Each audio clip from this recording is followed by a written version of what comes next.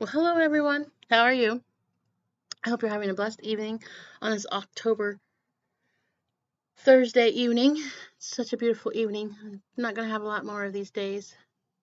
I'm super exhausted because of the eclipse that's in the forecast in a couple days. It's really draining. The energies are super high, and I have really brain fog.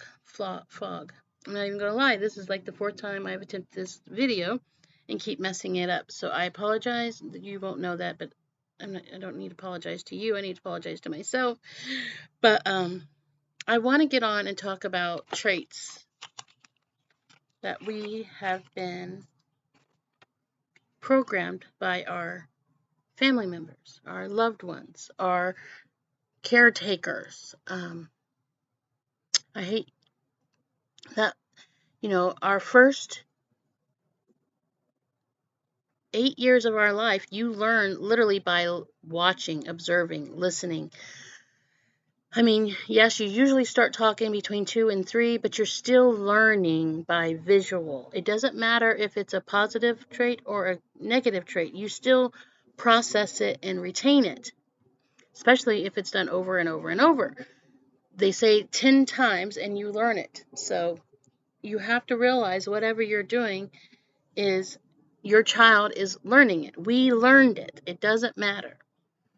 So as an adult, and I'm trying to heal, I'm trying to learn what I need to really work through and heal from. And I've been reading a lot of different books, and it's really hard because, you have to look back in order to know. I'm 45 years old, and I thought, oh, well, I've already healed from this. I've already done this. No, you haven't. Because now, when you read information and you learn new things, it helps you understand. Sorry, there's a little bug. These bugs are biting the heck out of me today. It, you're learning new traits that trigger your emotions and either push people away or really cripple you. And I'm learning that things are really crippling me, but I still need to work through them in order to heal. And I want to heal. So that is what I'm doing. I'm doing the work. We have to do the work. And we want to break the negative programming with us. Are we going to be perfect as parents or as partners? No. But if you're doing the work, at least you're trying. And that's what I want. I want somebody who's trying. I want somebody who sees that I'm trying and I'm doing my part. I want them to do their part. And if we can do it together, that's great. Because when you're learning together, you stay together. When you're praying for each other, you stay together. When you really understand each other, you can stay together. If you're in a relationship right now, I recommend these books. They're all audiobooks. You can do them in the car together. You can sit down and work. They have workbooks for most of these books. I didn't do the workbooks. I'm not into all that. I usually just I have me a piece of paper. I write down the things that I need to do, and they help you with just about everything. How to handle the situation, how to reprogram it, how to work with it. You need just to do the work. And that's what I'm doing. I'm trying, and now since I'm going on this healing journey, and I'm dating, and I'm trying to help you, that's what this is about. I want you to be able to do it with me. And your kids, you're being an example for your children. Please understand that you are being an example for your children. If you are broken right now and you're in the awakening moment and you're trying to heal, please start helping your children too. They're going to need to heal as well. It doesn't matter how old they are right now. They are going through things and they don't understand, and you need to help them too. Meditation is a key for other elements to open up and work through things. Teach them meditation. Teach them how to breathe. Teach them how to get through a trigger that is really hindering them, because there are mean people out there that they're going to experience, You know, I don't understand why people tell their kids, oh, well, you can't date until you're 20 or 16 or 18. These are experiences that they need right now to help them, because especially it teaches them that they can get back up and love again. I didn't have that parent that didn't tell me I couldn't date. I just didn't date because I didn't see a potential person that I wanted to date, that I wanted to get close to. Because everybody was drinking, everybody was into drugs, everybody was just doing things that I did not like, so I didn't want to be a part of it. But it has hurt me because I don't have a relationship. I don't have guidelines. I don't have, oh, well, this happened and this happened. I have, as an adult, I have it now, but as a child, I did not have it. I knew what I didn't want, and that's what I was searching for, and I've been searching for. I don't want somebody who drinks. I don't want somebody who gets high. I don't want somebody who does recreational drugs. I want somebody who is grounded to earth, that loves to be outside, that loves to work with their hands, who loves to read, who loves to serve the community, because that's who I am. But I'm getting off topic, and I apologize. Okay, I want to go into attached, because these are really good traits that you need to understand. And they literally, the people who wrote the book Attached did the research already. They already see the little things that have happened and that's molded you into your adult or your little person, whatever. You just need to read the book and it will go into more detail. I'm just going to touch the bases and give you the descriptions. And I will put this in the movie or in the timelines as well. Sorry, these are little bitty bugs that are just biting the crap out of me. But anxious is the first trait. There's anxious, avoidant, and secure. Anxious attachment style. You'll spend a lot of time worrying about whether your partner loves you, if they're spending enough time with you, and what's going on when they don't call you back within a few minutes. This one is where you were probably abandoned. And your parents were never there, they were always at work, and you just felt like that you weren't important enough. But that's not what it was. And you have to get to that point. You have to go back to your thoughts and see what it was. And I mean, if you look back, you're going to see they needed to work to pay bills. You had to put food on the table. They had to give you a roof over your head. Whatever. Some of you have really bad childhoods, and I really apologize for that, because some of you were living on the streets. You didn't have your means. You didn't have structure. You didn't have a roof over your head. So there's going to be a lot of factor there that you need to work through. Okay, avoidant.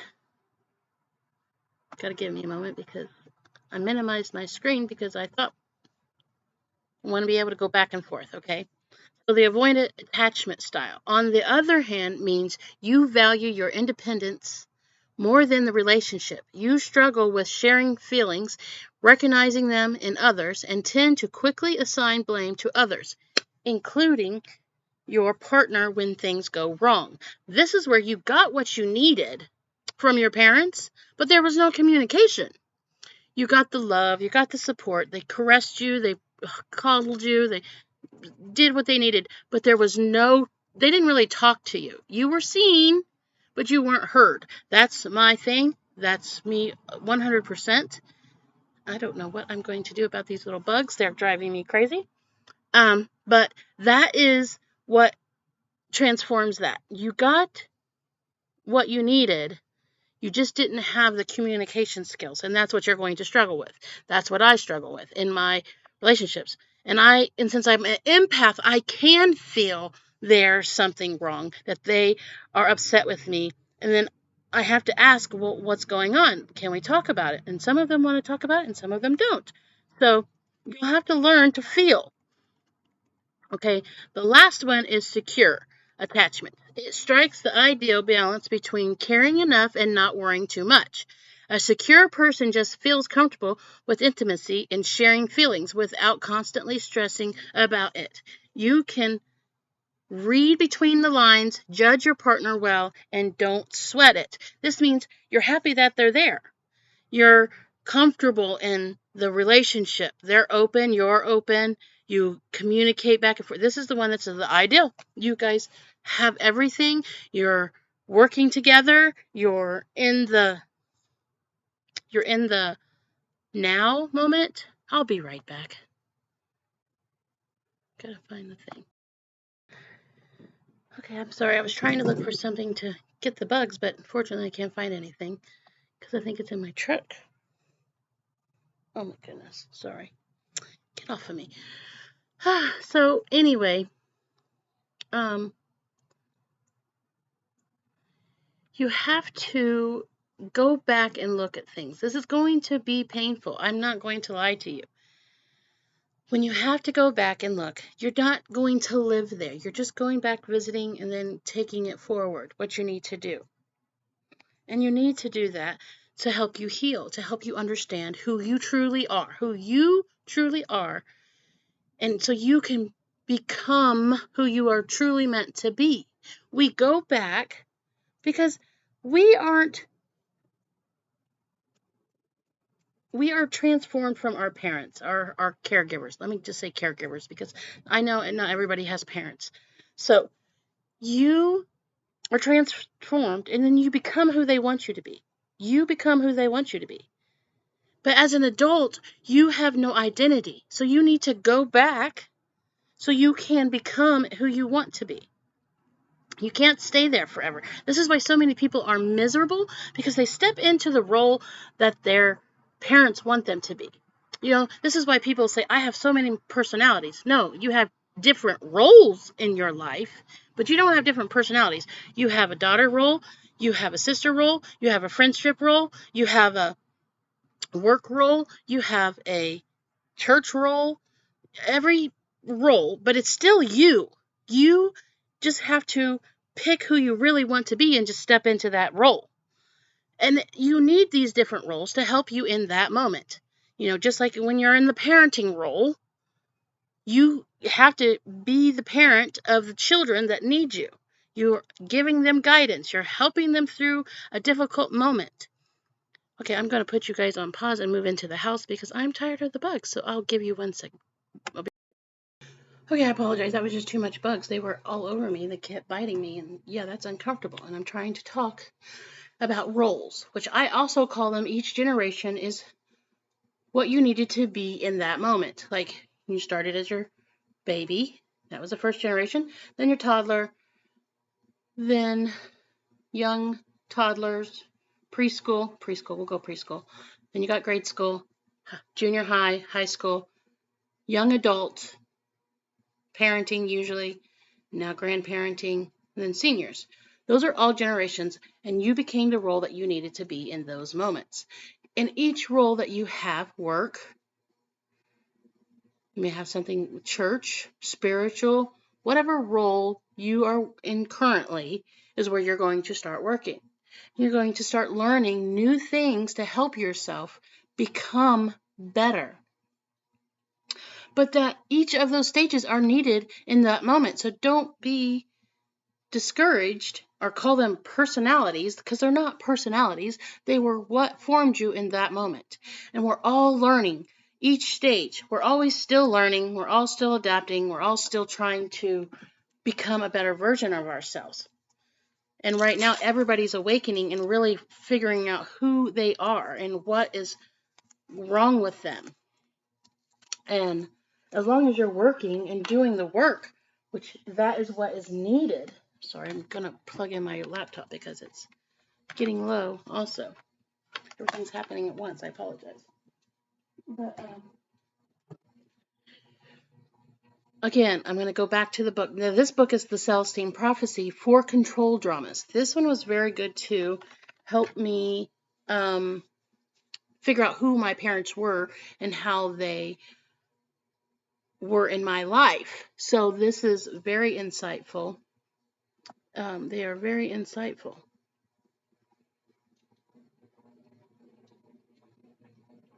I gotta find it. Gotta give me a moment. I had everything pulled up, and then when I realized I wasn't recording, kind of messed everything up. I apologize. They're in here. I know it is. Okay. Okay. The four drama controls. The four control dramas are the intimidators. Intimidators steal energy from others by threat. Interrogators steal it by judging and questioning. Aloof people attract attention and energy to themselves by acting reserved or withdrawing. And a poor me makes us feel guilty and responsible for them. You know, my father, my father was an intimidator and an aloof. When he was drinking, he was an intimidator. He would just be mean to you and try to get you to admit to something that you know you didn't do, or you had no idea that you did, or whatever. And then the aloof was him sober. He was a good guy, though, actually. He really didn't really talk. And again, that was his generation, too. You were a child, you were seen and not heard. It's a horrible generation, but what do I say? And when his father was probably the same thing, an interrogator.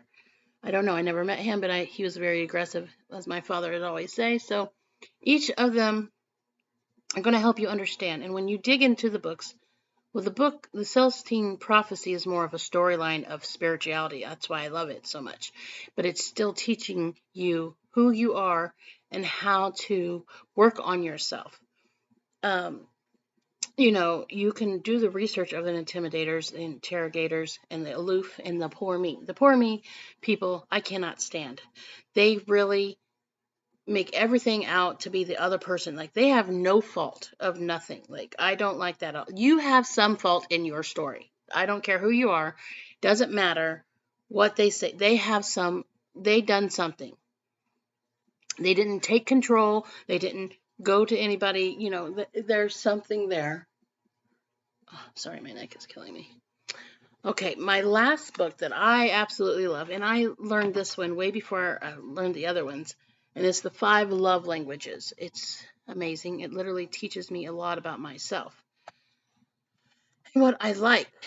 And a lot of people don't know this, and I really highly recommend that you learn it because it is something that you need to know. And The 5 Love Language by Gary Chapman, and again, I'm going to post all this in my description. Each book, I will put all the descriptions of each of the 5 love languages and what I will hopefully get them in there. I'll also let you be able to break them down. The more you journal with things and interact with books or even videos will help you maintain a balance of what you want to retain and helps build you. Who do you want to be? I always interact with everything. So I highly recommend do that. Always have a pencil, paper, and pencil. I also keep 5x7 cards in I have a bag. I don't have a purse, but I have a bag, a work bag. I always take with me, keep in my truck, and I keep 5x7 cards because I love quotes. And I'll write them down, post them when I need them. But anyway, the 5 love languages. I'm not trying to get off topic. I apologize. By Gary Chapman. Words of affirmation. Saying supportive things to your partner, meaning they really like you to reinforce that they're doing good. You're doing a great job today, baby. I love the house is clean. And thank you for cooking, putting food on the table. Thank you for the laundry folded. Things like that. They love that. Look up positive affirmations for your wife. They'll come up, they'll pop up, they'll help you. Acts of service, doing helpful things for your partner.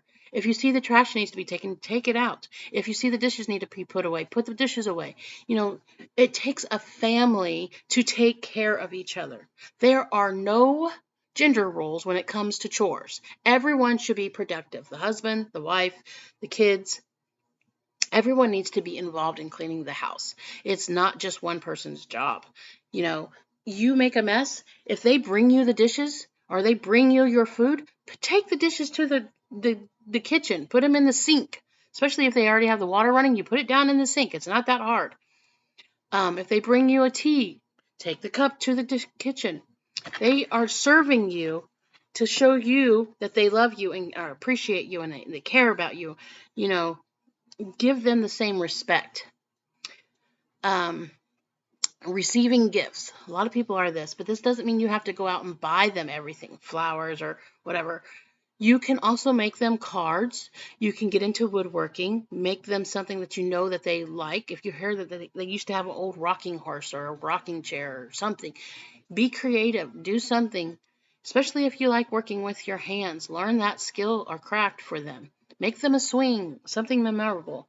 Make them something small, even get a rock and write "I love you," or "This is our foundation of our love. It's solid, it's personable, and it's always going to be together." There are plenty of creative gifts out there that you can Google or YouTube and be what they need. Quality time. Spending meaningful time with your partner, meaning go out and do things together. Everything doesn't cost money. Go to the park, go to the lake, go fishing, go swimming, go exploring. Do what you guys love. Go back to the dating moment. Do that. Talk, have meaningful conversations. Physical touch. Expressing love through physical touch. Touching somebody, holding hands, hugging, arm in arm,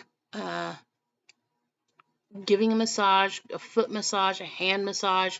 People don't think about hand massages, but you can do hand massages just as much as a foot massage. Shoulder massage. Research what they like, or even ask them, "Honey, would you like a massage?"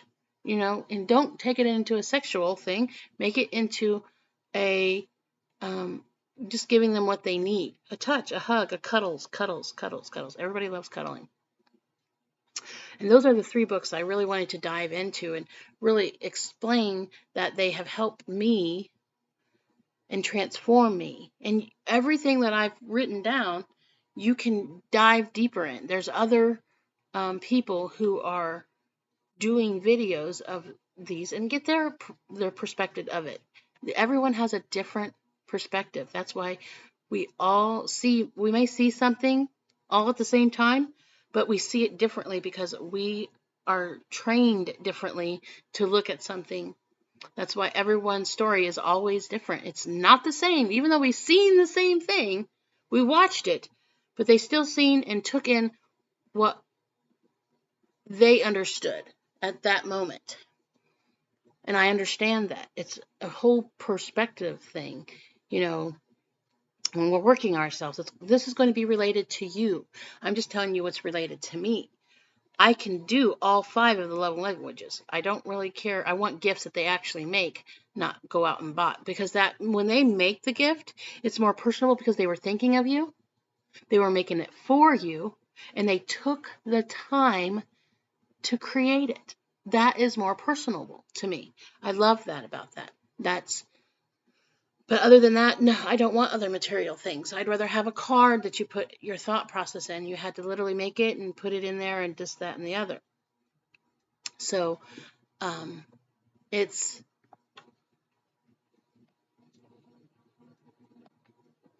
I love people's time. I want to know that they want to spend time with me. I don't want to have to beg them for their time, and I want to be appreciated. And every woman does. We want to be appreciated for what we do. We cook, we clean, we still go to work, we take care of the kids, we do the grocery shopping. All that shouldn't be on her shoulders. It should be on each other's shoulders. But I was a single mom, so I'm used to doing everything. But I would love to be able to share that responsibilities. Fortunately, I'm older now, so it doesn't matter. But anyway, ladies, learn your language. And I was talking to a gentleman, and he's got it. When a woman is masculine, she's masculine because she needs to be. But when she gets a man that recognizes her masculine, he can allow her to realize, you don't need your masculine anymore. I'm here. I'm here to help you. I'm here to serve you. I'm here for us to work together. Oh, God, I loved that. I was like, you actually get it. That's what I need. That's what I want. I want a man who sees my masculinity, but wants to let me take it down and step into my feminine, to be with him, to lean on him, to accept him, to be the role of us being equal together. I want equality of a partnership. I understand that it takes both of us to make shit happen. It's not just one person's role. It is not the man's job to take care of everything. He needs to know that the woman has his mental state, that has his physical state, his social state. She'll listen to him. She's going to be there as much as he is for her, and vice versa. He's going to be there for her mental state, her physical state, her emotional state, and have her back when he needs her. We become one in unity. Like, we will mirror each other. What I do for him, he'll do for me. He will never doubt that I love him, and I'll never doubt that he loves me. We will always choose one another at the end of the day. We will always be what one of us needs in the moment. And we have to realize that we're not always going to have good days, and both of us could be in a bad moods at the same time, and neither one of us can be there for each other. And that's when we have to step in and be and nurture ourselves, but still hold each other and love each other and say, hey, we're going to get through this. We're going to make this happen. There's going to be those days. We're not going to have a perfect relationship, and I'm not asking for perfect. I'm just asking for honest, dependable, loyal, trustworthy, and loving. That's what I want. I want that more than anything. But this is a learning curve for me, like, for real. Like, I know I'm not exactly who I want to be still. I'm still working at her, but I'm happy I'm still taking the steps, and I'm never going to stop taking the steps. I'm going to become the best version of myself. I'm going to eat better. I'm going to exercise. I'm going to become exactly who he needs. And I'll see that he's exactly who I need. We'll do this together. I want to be that power couple that everybody loves. I don't want them to envy us. I want them to love us and be like, hey, let's go be like them. Let's do what needs to be done to be like them. Let's step into our knowing power, our love, our joy, our whatever you want. But I want to know, when people look at us, they know that it's not a facade. It's really us. We really love each other. It's one of those things that we appreciate the wisdom and the knowledge and the down days to help pick each other up. But I wanted to share this with you, and I appreciate you for spending your time with me. I love you guys, and please like, share, and become my follower. I appreciate that. I love you all. Sending loves and hugs. Have a good day.